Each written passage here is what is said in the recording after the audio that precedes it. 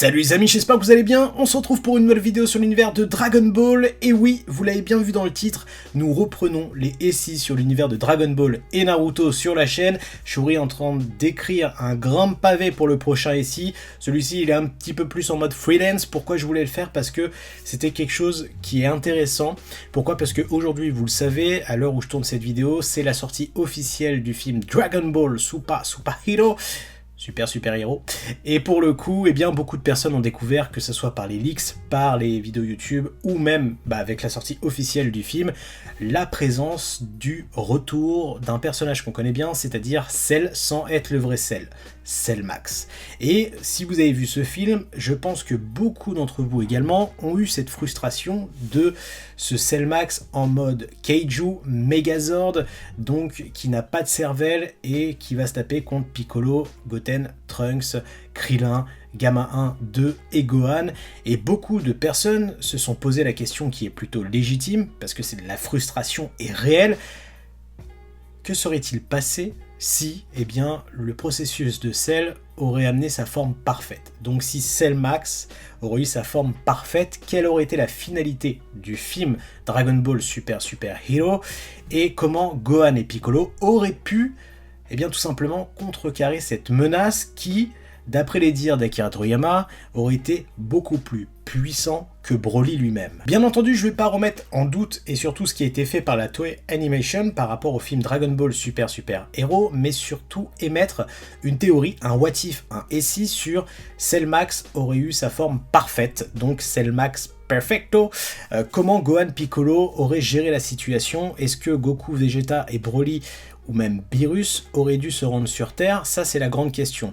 Alors, bien entendu, ce qui est intéressant, c'est que la forme de Gohan Beast aurait peut-être eu un déclenchement différent. C'est-à-dire que pour rendre cohérent en fait la venue de Cell Max, il faut un petit peu déstructurer le film, comment il a été créé par la Toei Animation par rapport au personnage de Piccolo, et on devrait repartir sur une base différente pour laisser le temps à l'armée du ruban rouge et le docteur Edo de perfectionner la bête, le monstre Cell Max en forme parfaite pour pouvoir le faire naître et donc combattre les Z Warriors, plus précisément Piccolo et Gohan. Là où la structure du film aurait été bien différente, c'est en termes du scénario, du fil conducteur de l'histoire, puisque si vous avez vu le film Dragon Ball Super Hero, Piccolo est un petit peu la pièce maîtresse pour amener vers l'armée du ruban rouge et surtout amener à ce que Cell Max n'ait pas sa forme parfaite. Donc pour le coup, il faut changer le début de l'histoire avec un Piccolo qui n'aurait pas perdu face à Gamma 2. Pourquoi? Parce que suite aux événements du tournoi du pouvoir et suite à l'arc Moro, on aurait un Piccolo qui se serait focus sur son entraînement encore plus. Pourquoi? Parce qu'il y a des menaces dans l'univers, dans les autres univers, qui pourraient attaquer à n'importe quel moment, et donc il veut rattraper son retard par rapport à Goku et Vegeta. Il aurait déjà fait son vœu à Shenron pour avoir Banane Piccolo et Orange Piccolo. Dans ce cas de figure, on a le cheminement de l'histoire qui continue avec Gamma 2 qui sera envoyé pour pister Piccolo. Donc on aura ce combat, sauf que la finalité serait bien différente. Pourquoi? Parce que Orange Piccolo va dézinguer Gamma 2 jusqu'à le détruire. Et c'est là où toute la psychologie du film va démarrer différemment. Pourquoi? Parce que grâce aux enregistrements, l'armée du ruban rouge, Edo et Gamma 1 verront en Piccolo et Gohan pas des héros, mais vraiment des méchants, avec la mort de Gamma. Donc vous l'aurez compris, ça change clairement le début du film pour laisser le temps à Dr Edo, à Magenta et donc à Gamma 1 de cultiver cette haine et donc d'atteindre jusqu'à l'éclosion finale de Cell Max, donc Cell Max parfait. Et c'est là où c'est intéressant parce que par rapport à ce combat contre Gamma 2, on aura un Piccolo qui ne sera pas attardé sur l'habit de Gamma 2 et donc n'aura pas de soupçon particulier sur ce qui est en train de se manigancer par rapport à Cell Max. Et ce qui est bien, c'est que dans ce début de scénario, on a un Dr Edo et Gamma 1 qui, vous voyez, des fois il en faut peu pour être méchant ou gentil, resteront sur la finalité des méchants. Et donc ça va changer la diffusion et surtout le désir d'avoir ce Cell Max pour se venger de cette mort de Gamma 2. Ce Cell Max, donc, il va continuer en termes de développement et en parallèle, on aura la vie qui continue sur Terre avec donc Piccolo qui a tout fait pour être plus fort, mais d'un autre côté, on a un Gohan qui est à fond dans les études, dans les recherches sur les insectes et donc, il ne s'attarde plus, entre guillemets, aux entraînements. Et ce qui est bien de préciser, c'est que si Piccolo aussi a voulu faire ce vœu rapidement, comme je vous l'ai dit par rapport au tournoi du pouvoir et l'arc Moro, c'est aussi pour être le protecteur de Pan, comme il l'a été pour Gohan étant enfant. Donc le temps va passer, et donc le Dr Edo va bientôt faire éclore le Cellmax.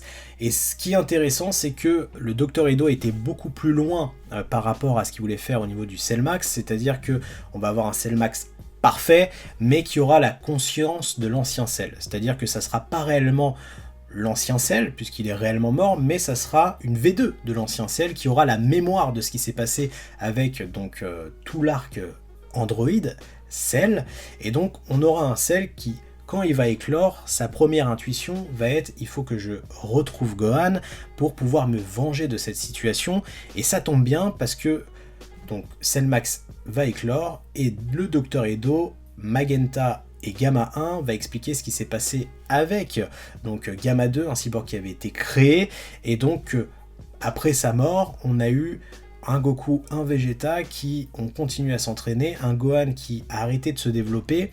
Donc est-ce que c'est réellement une menace? Eh bien on aura le Cellmax qui va vouloir tout de suite s'en acquitter, et donc il va partir en direction de la ville du Sud où est Gohan pour tout simplement le trouver et aller doser sa puissance, vu que Cell a toujours été un challenger. Par ce biais, vous avez capté, ce Cellmax aurait l'intelligence, et ça ne serait pas le Cellmax forme 2 hybride Megazord Kaiju qui va juste crier. Non, il aura une intelligence, et cette intelligence avec la mémoire de l'ancien Cell, et donc va partir en direction de Gohan, mais il va être un petit peu stupéfait, puisque il va avoir Gohan en face de lui, il va voir que Gohan est complètement au ras des pâquerettes et va le juger en lui disant « tu étais bien plus fort quand tu étais jeune ».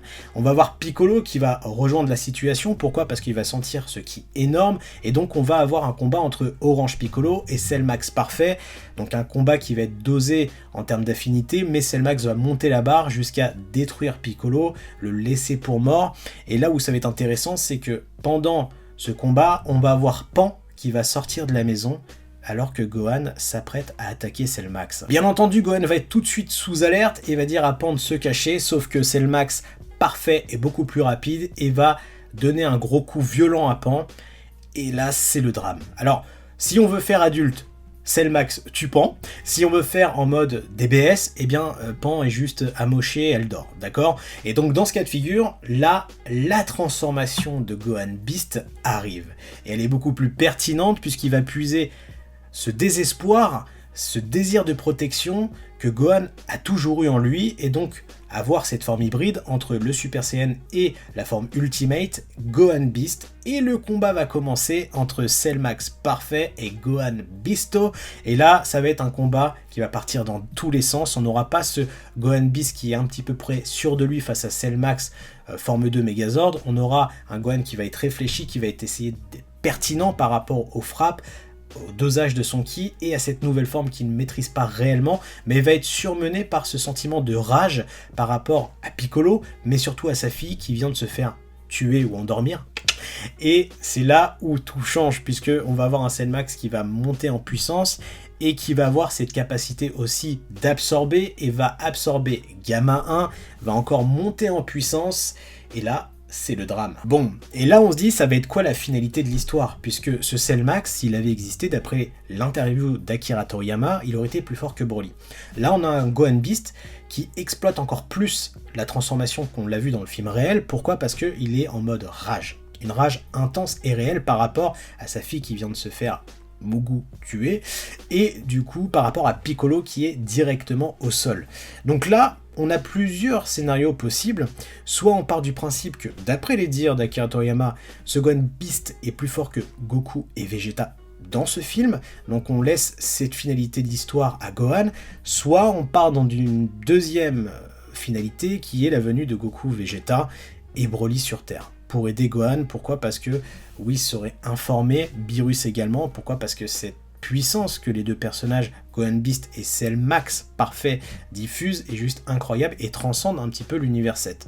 Donc c'est à vous de me dire qu'est-ce que vous préférez comme fin. Est-ce qu'une finalité avec Gohan Beast tout seul, ou est-ce qu'on part sur un Gohan Beast qui est aidé de Goku, Vegeta et Broly? À vous de me dire tout ça en commentaire. Voilà ce que je pouvais dire en fait sur comment on aurait pu avoir ce Cell Max dans l'histoire de ce film Dragon Ball Super Hero. Dans tous les cas, j'espère que vous avez kiffé cette vidéo. N'hésitez pas à liker, à partager, à vous abonner à la chaîne YouTube. Je vous souhaite une bonne séance pour ceux qui ne l'ont pas encore vu. Et on fera un avis, une review sur le film quand j'irai le voir en français pour soutenir les comédiens de doublage français. A très bientôt, je vous fais des bisous. Tchuss!